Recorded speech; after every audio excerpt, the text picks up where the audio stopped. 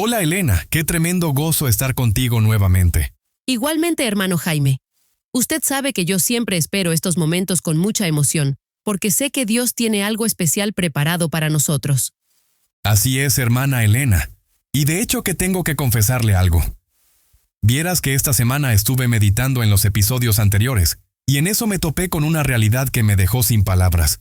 Muchacho. Cuando me di cuenta de esto, hasta perdí el sueño de lo impactado que me dejó. ¿Ajá? ¿Cómo así, hermano? ¿Y usted no me piensa contar? Porque ya lo conozco, hermano Jaime, y cuando usted me habla de esa manera, es porque lo que descubrió es algo que se las trae.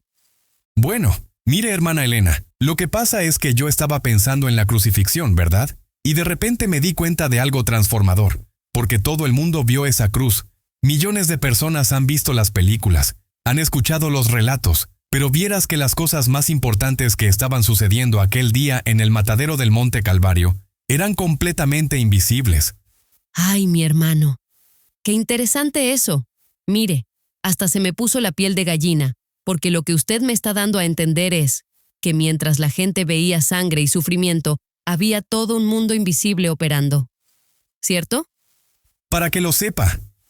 Y precisamente por eso quise llamar a nuestro estudio, La Cruz y lo Invisible, porque usted sabe que aquí en KWM Internacional siempre nos ha gustado escudriñar esas dimensiones espirituales de las Escrituras, que transforman nuestras vidas. Ya lo sabe, mi hermano, porque sin lugar a dudas, son en esas dimensiones invisibles donde se libran las batallas más importantes, ¿verdad? Estamos conectados, mi hermana. Así mismo es la cosa. Y con la ayuda del Espíritu Santo de Dios. La idea es que hoy podamos identificar algunos de esos elementos que estaban ahí, pero que ningún ojo humano pudo percibir. ¡Wow, Jaime! De verdad que este tema se las trae mi hermano, y me tienes completamente a la expectativa. Bueno, hermana Elena, ¿qué le parece entonces si empezamos?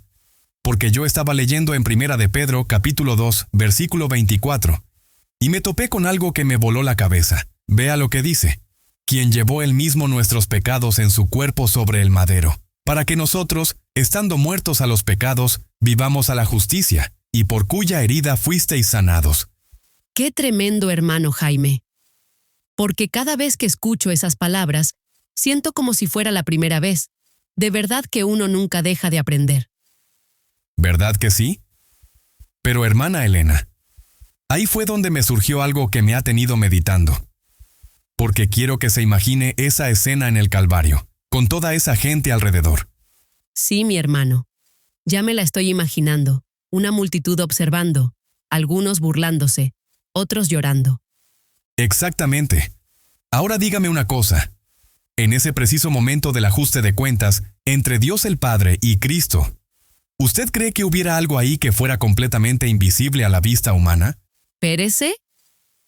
¿De qué me estás hablando, hermano? Con esa pregunta ahora sí que me puso a pensar, y le confieso que se me está haciendo todo un colocho. Piénselo bien, hermana Elena, porque la gente veía las heridas de Cristo, escuchaba los gemidos, veían la sangre, pero había algo infinitamente más profundo sucediendo. No sé si me estoy explicando, hermana. Ya. Creo que ya yo capté por dónde es que usted va. Usted me está hablando del pecado que estaba sobre el cuerpo de Cristo. ¿Cierto? Porque el pecado mismo estaba ahí presente de manera invisible pero completamente real, y ningún ojo humano de la multitud lo pudo contemplar. Eso sí que es impresionante, hermano Jaime. ¡Wow! Así mismo es, mi hermana. Porque póngale cuidado a lo que dice el versículo. Cristo llevó nuestros pecados en su cuerpo. ¿Estamos claros? Sí, mi hermano, claro y sencillo. Perfecto, vamos bien. Entonces, aquí viene lo que me tiene pasmado. ¿Qué es, mi hermano? Mejor dígamelo todo de una vez, porque usted me tiene aquí en un puro suspenso. ¿Qué dirá? Lo que pasa, hermana, es que no estamos hablando solo de mis pecados o los suyos, que de por sí ya con solo esos es más que suficiente para desbaratar a Cristo. Sin embargo, la Biblia enseña claramente en otro texto que Él es la propiciación por los pecados de todo el mundo, es decir, los pecados de todas las generaciones, desde Adán hasta el último ser humano que va a existir en la tierra. Usted me está siguiendo, hermana Elena. ¿Qué va, mi hermano? Pero si la cosa es así, significa entonces que fueron millones de toneladas de pecados y de maldad, colocados sobre el cuerpo de Cristo, completamente invisibles a los ojos humanos. ¡Oh, wow! Yo nunca había pensado en eso, hermano Jaime. Estoy en shock. Es correcto, mi hermana. De hecho, que cada excusa y justificación desde Adán, cada pecado de intemperancia desde Eva, cada acto de violencia desde Caín, y cada desobediencia de toda la raza humana, todo estaba ahí. Invisible a los ojos humanos, pero más real que los clavos físicos. ¡Ay, mi madre! Imagínese usted nada más. ¡Qué escena! María viendo a su hijo sufrir, los discípulos aterrados, los soldados trabajando, pero nadie tenía idea del peso espiritual invisible de los pecados que cargaba Cristo. Muchacho. Mi hermana Elena, usted tiene toda la boca llena de razón.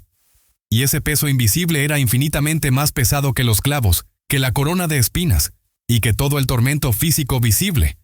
Definitivamente que esto es de vida o muerte, mi hermano. Y pensar que por algo completamente invisible como nuestros pecados, nosotros recibimos sanidad visible y real en nuestras vidas. Pero entonces, hermano Jaime, eso me hace preguntarme algo ahora, y es lo siguiente. Aparte de los pecados invisibles que estaban ahí, ¿será posible que también hubieran otros seres invisibles? Usted ya me conoce, hermano, yo y mis preguntas. ¿Verdad? Pero ven acá, mi hermana. Esa es una excelente conexión. ¿Y sabe qué? Justamente mientras la escuchaba hablando, estaba recordando algo que leí en Lucas capítulo 22, versículo 43, donde dice que en el Getsemaní se le apareció un ángel del cielo para fortalecerle. Allí está, clarito como el agua. Y eso me lleva a pensar que si había ángeles en el jardín del Getsemaní, seguramente había más seres celestiales en la cruz también, porque si no es así, es mentira. Exactamente, hermana Elena. Yo me imagino legiones completas de ángeles invisibles ahí, observando cada momento, seres celestiales poderosos en fortaleza, que probablemente tenían el deseo ardiente de intervenir para salvar a su Creador. Nombres, no me diga eso. Eso tiene que haber sido otro nivel, mi hermano. Imagínese nada más esa tensión. Ángeles con poder para destruir ejércitos completos, que podrían haber pulverizado a todos los que lastimaban a Cristo. Pero póngale cuidado, mi hermano. Ellos tenían órdenes estrictas directamente de Dios el Padre, de que no debían de intervenir. ¿Qué maneras, mi hermana? Porque fíjese usted que cuando Cristo se murió, el velo del templo se rasgó de arriba hacia abajo. Y eso no fue una mera coincidencia o casualidad, hermana Elena. Más bien, eso fue la mano invisible de un ángel ejecutando la orden de Dios el Padre. ¡Qué impresionante! Porque todo esto me hace entender ahora que mientras la gente solo veía eventos físicos, había toda una operación angelical invisible funcionando según el plan divino. ¿Verdad que sí, mi hermano? Eso es verdad, mi hermana. Qué importante es entender que las cosas espirituales están conectadas con el mundo invisible. Pero, hermana Elena, vieras que también me puse a pensar en algo más. Y es que si había ángeles buenos presentes de forma invisible, seguramente también había... ¡Ah! ¡Ya sé! ¿De seguro estás pensando en las fuerzas del mal? Me refiero a Satanás y a sus demonios. ¿Cierto o no? Claro, mi hermana. Usted está conectada. Más bien mire lo que encontré en Colosenses capítulo 2, versículo 15. Porque allí dice que Cristo despojó a los principados y potestades, los exhibió públicamente, triunfando sobre ellos en la cruz. ¡Qué fuerte, hermano Jaime! O sea que Satanás y sus demonios también estaban ahí de forma invisible, observando lo que según ellos era su victoria. Así mismo es la cosa, mi hermana. Según su perspectiva engañada, ellos estaban viendo la derrota final de su archirrival, cuando en realidad ellos más bien estaban siendo derrotados y humillados sin saberlo. ¡Ay, hermano Jaime! Me puedo morir, porque mientras que los principados y las potestades que son Satanás y sus demonios estaban jugando de salsa, pensando que habían ganado la batalla más importante de sus vidas, en realidad estaban presenciando su propia derrota. ¡Qué increíble verdad, hermano! ¿Hasta dónde los llevó su soberbia y su ceguera? Es que sí, mi hermana, porque fíjese bien en las palabras del versículo donde dice, despojó. Exhibió públicamente, triunfó sobre ellos. Es decir, Cristo les quitó todas sus armas, toda su autoridad usurpada, los despojó y los desenmascaró públicamente delante de todos los seres celestiales en el universo. ¿Usted me está siguiendo, mi hermana? Por supuesto, mi hermano. Y créame que estoy bien impactada. Porque mientras que en el mundo físico parecía el triunfo del diablo y sus ángeles, en el mundo espiritual, ellos estaban siendo completamente aniquilados, derrotados y despojados. Para que lo sepa. Ahora bien, hermana Elena, quiero que me acompañes a ver algo que pasó inmediatamente después de que Cristo se tomó la copa llena de la ira de Dios el Padre, y después de ser bautizado con el bautismo de sufrimiento en el lago de fuego, para experimentar la muerte segunda, la muerte del cuerpo y del alma, en el matadero del monte Calvario. Y eso se encuentra en Apocalipsis capítulo 12, versículo 12, que dice así: por lo cual alegraos, cielos, y los que moráis en ellos. ¿Usted está entendiendo lo que sucedió en el cielo cuando Cristo dijo, consumado es, y murió en victoria? Pues para serle muy sincera y transparente, hermano, si usted no me hubiera dado todo ese contexto, yo no lo hubiera entendido. Pero ahora puedo decir sin temor a equivocarme, que lo que sucedió fue que los seres celestiales invisibles a nuestros ojos, pero reales como usted y como yo, prorrumpieron en gritos de gozo y júbilo, por la contundente victoria de nuestro Señor Jesucristo. ¿Estoy conectada o no, hermano Jaime? Claro que sí, mi hermana. Así se juega el partido. Exactamente. Ellos prorrumpieron en gozo y júbilo por la victoria contundente y total de Cristo, sobre el pecado y sobre el diablo. Ya me imagino el cuadro, mi hermano. Porque mientras aquí en la tierra la gente lloraba pensando que todo había sido un alegrón de burro, o sea, un fracaso, en el cielo había una explosión de alabanza, porque las cosas espirituales se disciernen espiritualmente. Y lo que sucede en el mundo invisible es más poderoso que lo que ocurre en el mundo visible. ¡Qué tremendo, mi hermana! Y con razón en otro versículo dice que se oyó una gran voz en el cielo proclamando: ahora ha venido la salvación, el poder y el reino de nuestro Dios. ¡Wow! Definitivamente que la muerte de Cristo fue motivo de mucho gozo en el reino de los cielos. Estoy sin palabras. Mi hermano, usted está volando. Porque el momento de la mayor aparente derrota, y escuche bien lo que estoy diciendo, hermano, dije aparente derrota en la tierra, porque el único derrotado aquí fue Satanás con todo su combo. Y ese momento fue el de mayor celebración en el cielo. ¡Qué contradicción tan bella! Ya lo sabe mi hermana Elena. ¡Qué maravilloso!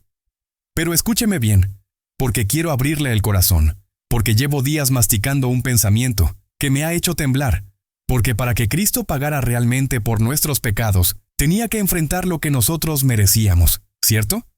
Es correcto, mi hermano. Así está escrito y así yo lo creo. Cristo debía beber la copa hasta la última gota, sentir en su alma el abandono, la maldición, la separación total, la esencia misma del juicio eterno que caerá sobre el pecador. Ok, perfecto, hermana, vamos bien, porque estaba analizando el capítulo 29 de Éxodo, sobre el sacrificio diario, el holocausto continuo, mañana y tarde, ese cordero inocente colocado sobre el altar, y el fuego santo que lo consumía por completo, hasta no quedar nada, un fuego que nunca debía de apagarse, porque era un fuego perpetuo. Ay, mi hermano Jaime, ¿usted me está diciendo que ese fuego eterno del altar era un retrato vivo de lo que Cristo viviría en el Calvario? Asimismo es mi hermana Elena, porque en la cruz, Cristo no se ofreció a medias, no se reservó nada.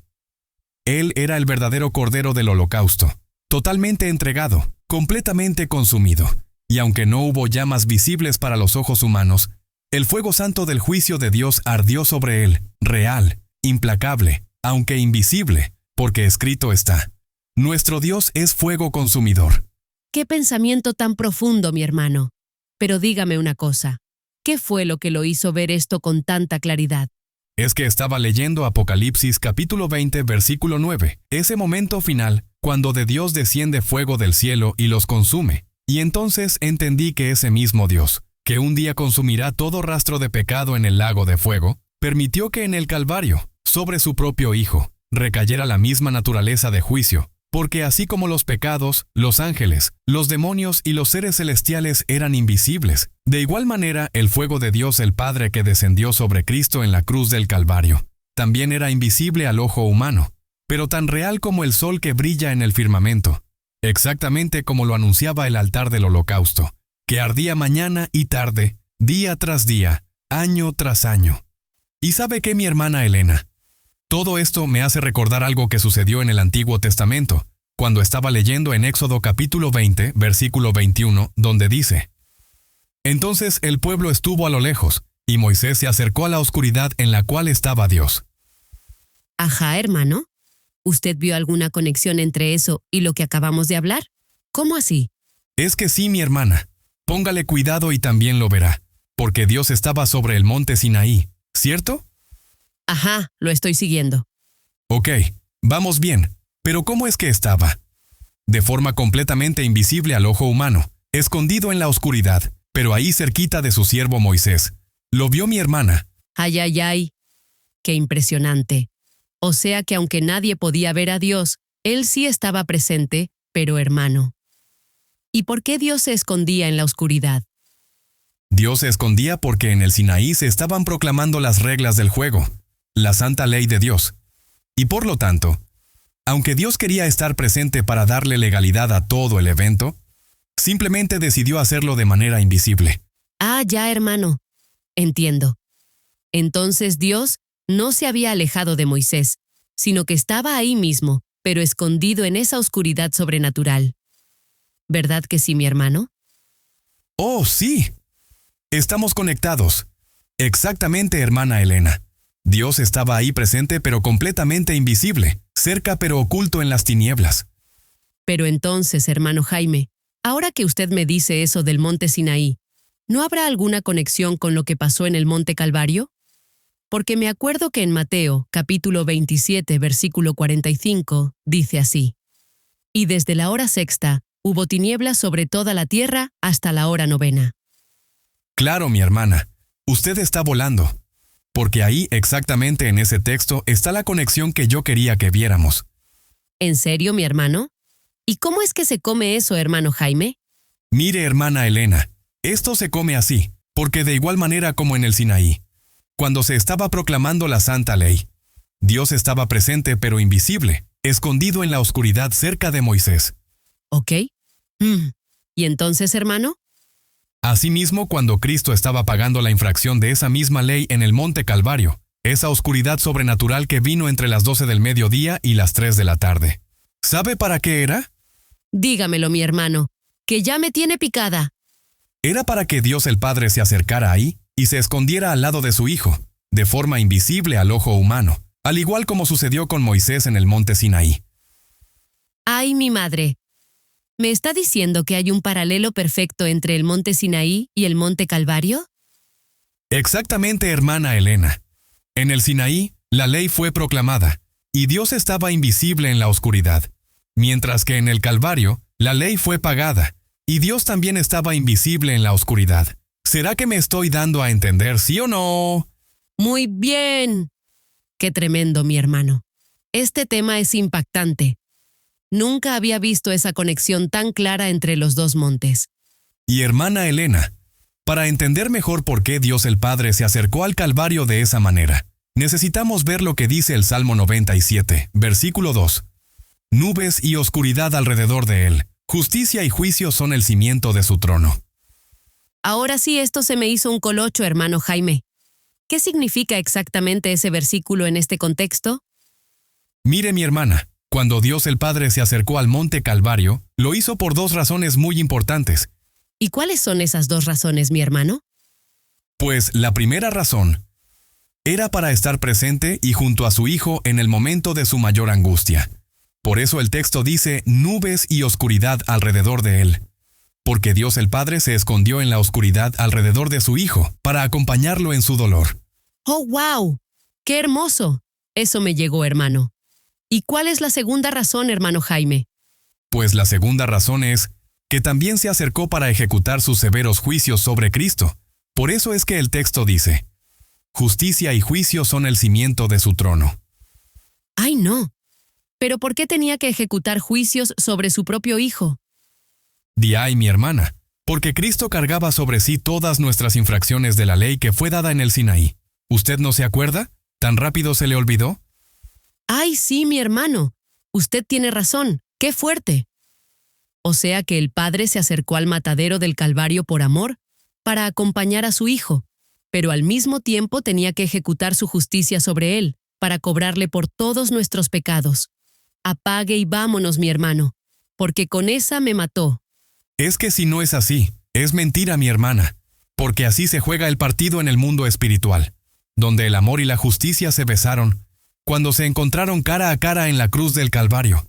Que Dios nos ayude, hermano Jaime, porque qué tremendo sacrificio hicieron el Padre y el Hijo por amor a nosotros. Así mismo es, hermana Elena. Pero ahora me surge una pregunta que me ha tenido pensando mucho. Si el Padre se acercó al Calvario para acompañar a su Hijo, ¿por qué entonces Cristo gritó con tanto dolor, Dios mío, ¿por qué me has desamparado? Ay, mi hermano, ahora sí que esto se me hizo un arroz con mango, porque esa pregunta, ¿cómo la vamos a resolver? Mire, hermana Elena, para entender eso necesitamos ver lo que dice Primera de Pedro capítulo 3, versículo 12, donde menciona, porque los ojos del Señor están sobre los justos, y sus oídos atentos a sus oraciones, pero el rostro del Señor está contra aquellos que hacen el mal. Pero ven acá, mi hermano. ¿Qué tiene que ver ese versículo con el abandono que sintió Jesús? Bueno, hermana Elena, vamos paso a paso.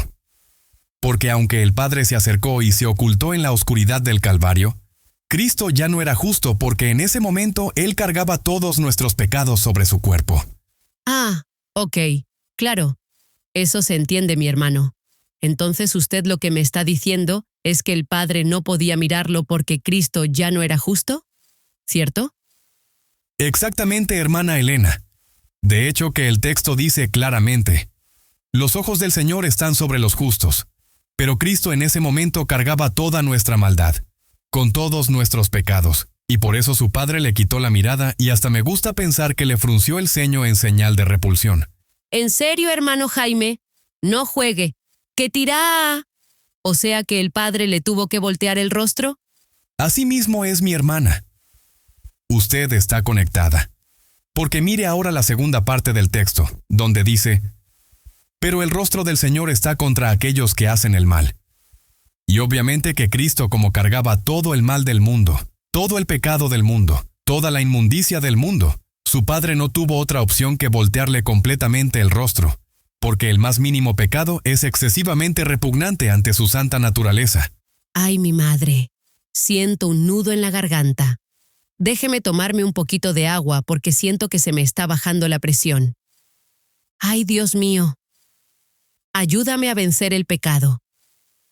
Uf, Jaime, mejor y cojo abreviado, porque esto significa que aunque el Padre estaba ahí cerquita, escondido en la oscuridad, no podía mirarlo directamente, porque por primera vez en toda la eternidad, Cristo no era justo delante de su Padre, porque llevaba todos nuestros pecados. Eso no tiene precio. Ya lo sabe mi hermana, qué fuerte es todo esto. Y lo más triste es que cuando el Padre le volteó el rostro, inmediatamente le partió el corazón a Cristo, y por eso es que él gritó sintiendo ese terrible abandono, que fue lo que realmente lo mató. No, hombres, hermano, no me diga eso.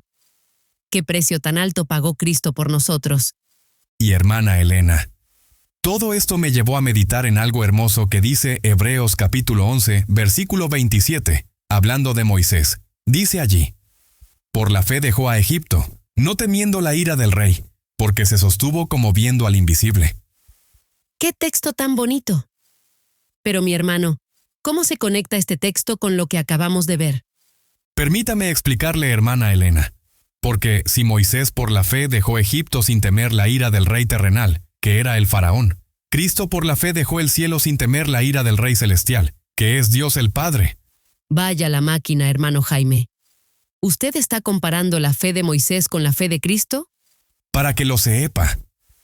Pero eso sí, mi hermana, no pasemos por alto que hay una enorme diferencia, porque el rey terrenal que era el faraón solo podía matar el cuerpo de Moisés, que es la primera muerte. ¿Y el rey celestial? Pues el Rey Celestial, que es Dios el Padre, no solo mató el cuerpo, sino también el alma de Cristo sobre la cruz, en el matadero del Calvario. Y esa es la segunda muerte, mi hermana Elena, la que Cristo no temió simplemente porque nos amó. Ay, mi hermano, qué enorme diferencia entre lo que enfrentó Moisés y lo que enfrentó Cristo. De verdad que Cristo está solo, y no tiene competencia, ni mucho menos comparación. Yo estoy 100% de acuerdo con usted, mi hermana, y más bien vea esto qué hermoso. Porque aunque Cristo no podía ver a su Padre porque se había ocultado en la oscuridad del monte Calvario, por la fe se sostuvo como viendo al invisible. Igual que Moisés, ¿verdad que sí, mi hermano? Exactamente, igualito que Moisés. Porque Moisés tampoco podía ver a Dios, porque estaba escondido en la oscuridad del monte Sinaí, pero se sostuvo como viendo al invisible por medio de la fe. ¿Qué maneras? Gloria a Dios en las alturas, porque ambos se sostuvieron como viendo al invisible, aun cuando no podían verlo con sus ojos naturales. Qué tremendo paralelo entre el monte Sinaí y el monte Calvario. ¡Qué maravilloso! Definitivamente que esto hay que degustarlo. Y si Dios lo dice, yo lo creo. Y por su gracia, yo lo haré. Así tiene que ser, mi hermana, porque a la ley y al testimonio, es indudable que lo invisible es mucho más poderoso y mucho más importante que todo lo que vemos con los ojos naturales. He dicho, caso cerrado. Ay, mi hermano Jaime, ¿usted sabe una cosa? Lo que hemos conversado hoy me tiene completamente impactada. Es increíble pensar en todo ese universo invisible operando en la cruz del Calvario. Elena, mi hermana Elena, hoy hemos descubierto que las cosas más importantes de ese día eran invisibles. Los pecados de la humanidad, las legiones de ángeles celestiales, los ejércitos demoníacos siendo derrotados, los seres celestiales llenos de gozo y júbilo, el fuego de parte de Dios el Padre consumiendo a Cristo en la cruz, y la presencia invisible y oculta del Padre en el matadero del Calvario. Uy, sí, mi hermano Jaime, todo lo más poderoso y lo más determinante era invisible a los ojos humanos. Y al entender que Cristo sufrió la muerte segunda por nosotros, mi corazón se conmueve pensando en todas las personas que nos escuchan. Asimismo es la cosa, mi hermana Elena, porque solo imagínese, si Cristo cargó todo ese peso invisible de nuestros pecados, sufrió ese abandono terrible, experimentó ese fuego divino, ¿cómo podemos seguir viviendo como si nada hubiera pasado? Hermano Jaime, si hay alguien que nos está escuchando y siente el peso de sus pecados, de sus rebeliones y todas sus desobediencias, quiero decirle con todo mi corazón que Cristo ya pagó por todo eso en el matadero del Calvario. Para que lo sepa, por eso no tienes que cargar más con esa culpa. Póngale cuidado, porque Cristo ya experimentó el infierno para que tú no tengas que experimentarlo. Por eso desde los micrófonos de KWM Internacional, te animamos a que busques a Cristo hoy mismo. Abandona esa vida de pecado que te tiene atado. Deja atrás todo lo que te separa de Dios. Ven a Él tal como estás y permite que esa cruz invisible transforme tu vida por completo. Amén. Alabado sea el Señor. Y no te olvides de acompañarnos en el próximo episodio de nuestra travesía, La Cruz y el Corazón, donde veremos cómo esa cruz invisible transforma nuestro corazón. Y mientras tanto, que Dios le siga bendiciendo y manténgase conectado.